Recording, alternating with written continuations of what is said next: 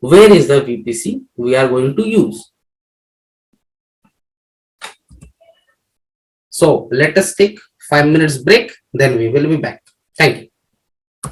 3.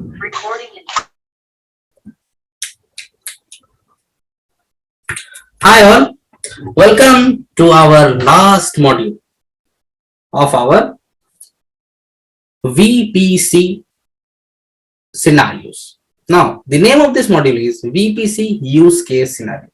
Now, in this module, we will be taking a look at how we can use VPC at our practical life or with our practical examples.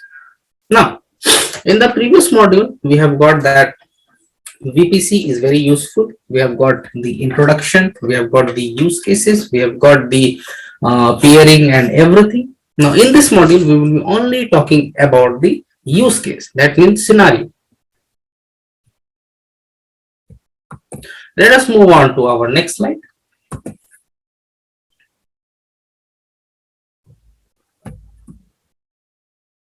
Yeah. So at the very first thing, we will be starting from the very basic, that VPC scenario, use cases scenarios. The first and foremost point is that I want to publish a simple public facing website. Let us take an example for a portfolio site. Your portfolio site doesn't need a database. Your portfolio site doesn't need any database. It is a which one? Simple tier, single tier, simple web application. Now, in this scenario, at the very first thing, we are hosting a public facing website, which could be a blog or a simple web application.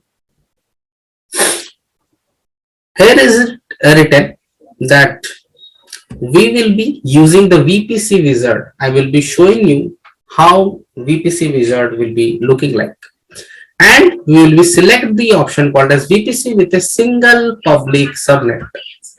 Single public subnet. Let us move on to our next example. At the first scenario, we have seen that it is a single tier web application. Now, in this example, we will be taking a look at the multiple tier web application.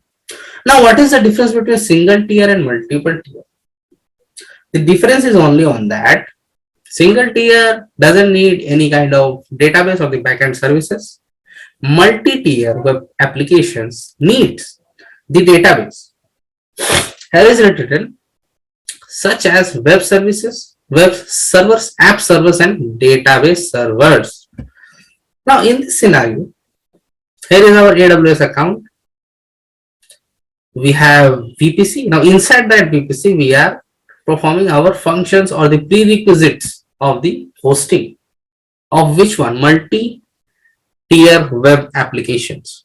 We have got one NAT, we have got the databases, we have got the web app instances, we have got our S3 bucket also.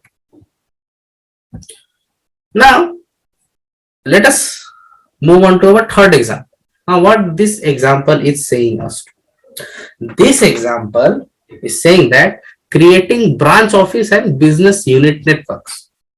Let us take an example of a bank. Consider any bank, Wells Fargo or anything. Now, that bank will be having multiple branches. Got it? That bank will be having multiple branches. Now, the branch can be located at to some of the outskirts of the city, village and all. The branch can be also located in the metropolitan cities. So in that case, what is the scenario? Consider this diagram. We got one office at Berlin office. We got one customer gateway.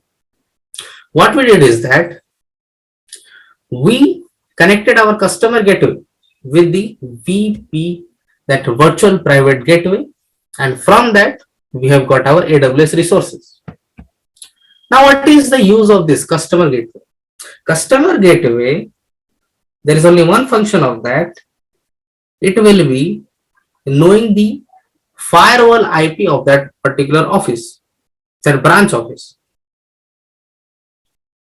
Same as the London office, we got one office, we got one customer gateway. From that, we have connected our virtual private gateway. From that gateway, we are accessing our VPC.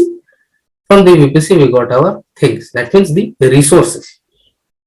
This is the third example. Now, it can also happen in this way, like the old days when we used to had our data centers.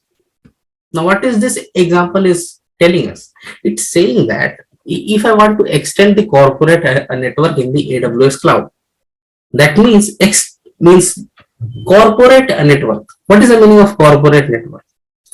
Our old days, that means that Cisco and everything, that hardware one. If you want to extend that corporate network into our AWS cloud, now how we will do that?